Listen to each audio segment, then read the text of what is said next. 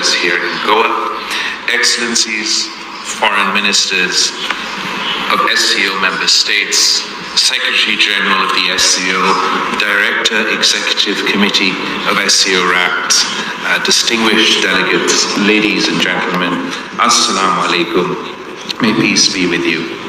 It is an honor for me to represent Pakistan here today. Pakistan considers the SCO a key regional platform comprising countries which are bound together by long-standing historical, cultural, civilizational, and geographical ties. There couldn't be a more powerful indication of the importance that Pakistan attaches to the SCO than my presence here in Goa for this CFM. Pakistan strongly believes in and fully adheres to the principles of mutual trust, equality, respect for cultural diversity, and the pursuit of shared development enshrined in the original Shanghai spirit. These principles are in perfect alignment with Pakistan's own vision of enhanced regional economic connectivity, win-win cooperation. And we believe the SCO could be a key platform for taking this vision of Eurasian connectivity to the next level. Pakistan's location at the crossroads of South Asia and the Middle East makes it an ideal trade conduit for the entire region. Last year's Samarkand Declaration made a timely call for building efficient transport corridors, reliable supply chains in the region. Investing in our collective connectivity capacities is crucial to advancing our shared vision for an economically integrated region. In that spirit, Pakistan looks forward to hosting the Conference on Transport Connectivity for Regional Prosperity in September 2023. The China-Pakistan Economic Corridor can similarly be a force multiplier for regional connectivity. For too long, we have lamented the lack of connectivity between our economies, an impediment to regional trade and investment. The China-Pakistan Economic Corridor does not only connect Pakistan to its neighbor China. CPEC offers all countries invested in the commonality of the future of this region to take the journey further and connect the dots towards full regional economic integration. Excellencies, in a world facing geopolitical flux, dividing the world between us and them, the SCO has emerged as a platform for promoting mutual understanding, security, and development through constructive and mutually beneficial cooperation. SCO's increasing influence and relevance is confirmed by its growing appeal. With each passing year, more countries are joining the organization, either as dialogue partners or observers or full members. We congratulate brotherly Iran, which would soon become the newest member of the SCO family. We welcome the accession of Bahrain, Kuwait, Maldives, Myanmar, and the United Arab Emirates as new dialogue partners, and look forward to welcoming Belarus as a full member in the near future. Excellencies, in a bitterly divided world, humanity faces the greatest challenges we have ever faced.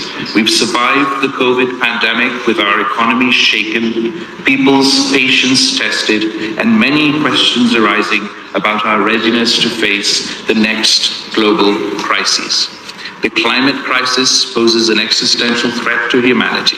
Poverty haunts all societies, and noble attempts to meet this challenge still have a long way to go. Finally, the situation in Afghanistan threatens to increase the complexity and reach of the challenge terrorism poses to the region and global security. The solution to our collective challenges should be collective action, not a divided reaction. While our problems may seem immense, I believe as a united human race, we have the capacity to not only deal with the challenges, but to learn lessons from our collective good and build in the resilience that will equip us to address future challenges. We must isolate these issues from hyper-partisan geopolitics if we are to succeed. Our excuse cannot be, we were too divided to put up a fight. Excellencies, poverty still plagues this region.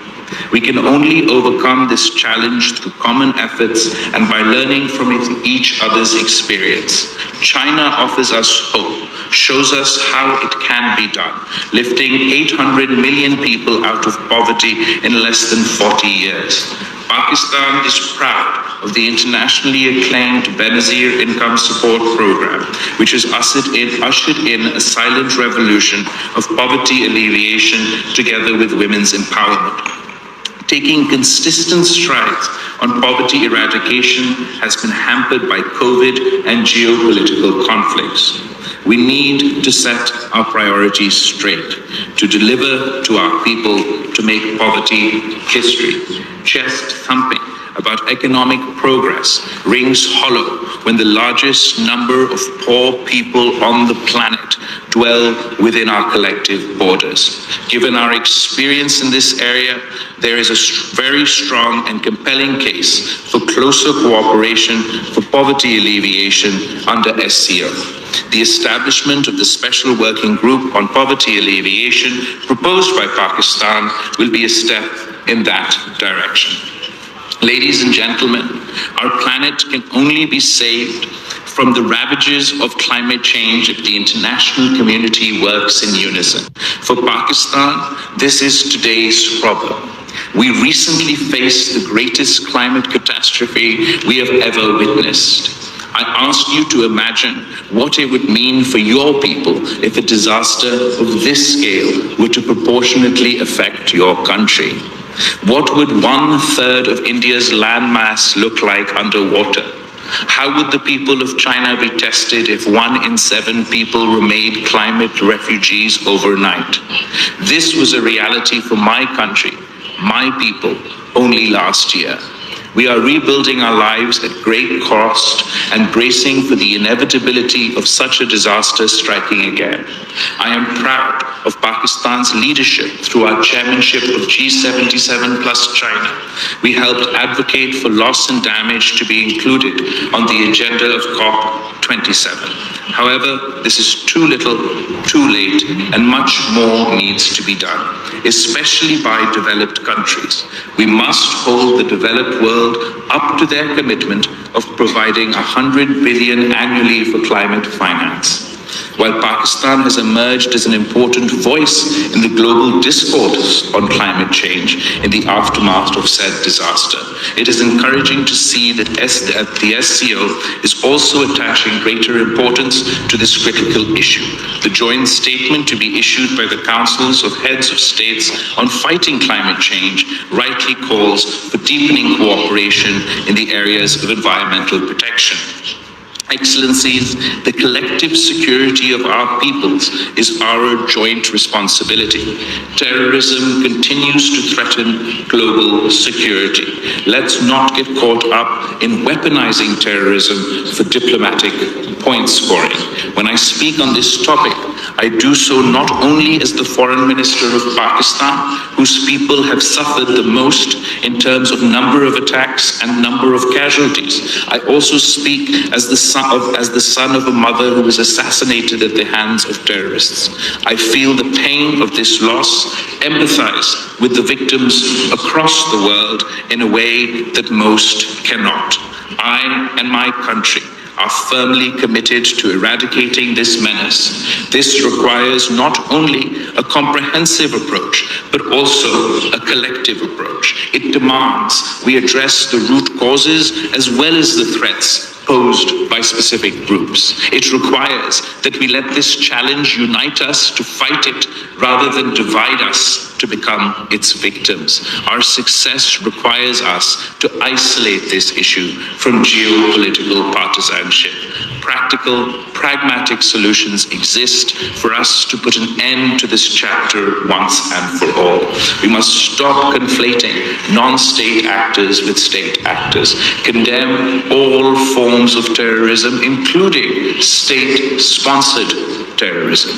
Given that many SCO members confront the menace of terrorism, often from the same terrorist groups, SCO RATS needs to be further strengthened to effectively address the growing threats to peace and security in the SCO space. Excellencies, the situation in Afghanistan has added new complications for global security. We continue to call for the international community to meaningfully engage with the Afghan interim government.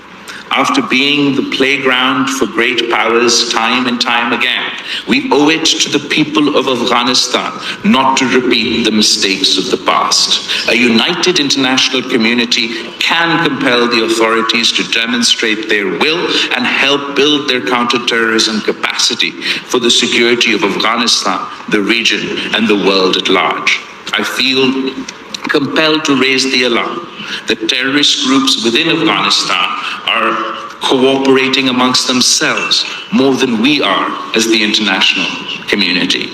As the country that will be the first but not the last to suffer the consequences, Pakistan calls on the international community to work towards addressing these security concerns so we can unlock the true potential not only of Afghanistan but the region as a whole. A peaceful, stable Afghanistan is key not only to regional integration, economic cooperation, but for global peace and stability. We believe the SCO Afghanistan Contact Group can play a role in coordinating practical cooperation with Afghanistan. Excellencies, the SCO was established to ensure security across Eurasia. The organization stands for strict observance of the UN principles of sovereignty, territorial integrity, and the people's right to self-determination. For its part, Pakistan remains committed to multilateralism and continues to play a leading role at all international forums, including the United Nations, for forging friendly relations among nations and supporting the peaceful settlement of long-standing international disputes. I want to make special mention of the commendable role China has recently played in bridging differences between Saudi Arabia and Iran, two countries that are also associated with the SCO. When great powers play the role of peacemaker, we can unlock the potential of peace while paving the way for greater cooperation, regional integration, and economic opportunities for our peoples. We must ensure respect for the universally recognized principles within the SCO. Unilateral and illegal measures by states in violation of international law and Security Council resolutions runs counter to the SCO objectives. We need to be unambiguous in keeping our commitments and charting out a new future for our people, one that is not based on conflict preservation but on conflict resolution. We must also resolutely resist the temptation to stoke prejudice and discrimination to derive our identity. It is imperative that willful provocations and incitement to hate, especially on religious grounds, are roundly condemned.